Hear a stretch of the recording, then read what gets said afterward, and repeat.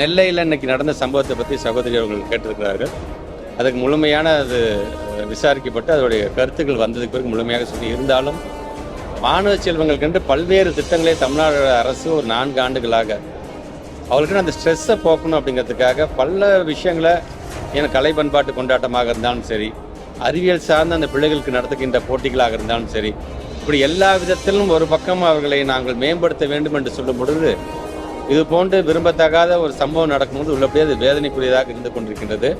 ஆனால் தான் தொடர்ந்து இந்த எமோஷனல் வெல்பீயிங்காக நாங்கள் பல்வேறு பயிற்சிகளை நாங்கள் ஆசிரியர்கள் மூலமாக நாங்கள் தொடர்ந்து வழங்கி கொண்டிருக்கின்ற பொழுது சமுதாயத்தில் நடக்கக்கூடிய இது போன்ற ஒரு சம்பவம் உள்ளபடியே அது வருத்தத்துக்குரியதாக இருக்கின்றது. மென்மேலும் அது நடந்து விடாமல் இருக்க வேண்டும் என்பதற்காக குறிப்பாக சவுத் சைடு சார்ந்திருக்கின்ற அந்த மாணவர்களுக்கு புதிதாக பயிற்சியை வழங்க வேண்டும் என்கின்ற ஒரு எண்ணமும் இருக்கின்றது. வருகின்ற 24ஆம் தேதி என்னுடைய மானிய கோரிக்கை இருக்கின்றது. நீங்கள் கேட்கின்ற கேள்விக்கெல்லாம் அது புது விதமான அனௌன்ஸ்மெண்ட்டாக கண்டிப்பாக வரும் என்பதை நான் தெரிவித்துள்ளேன்.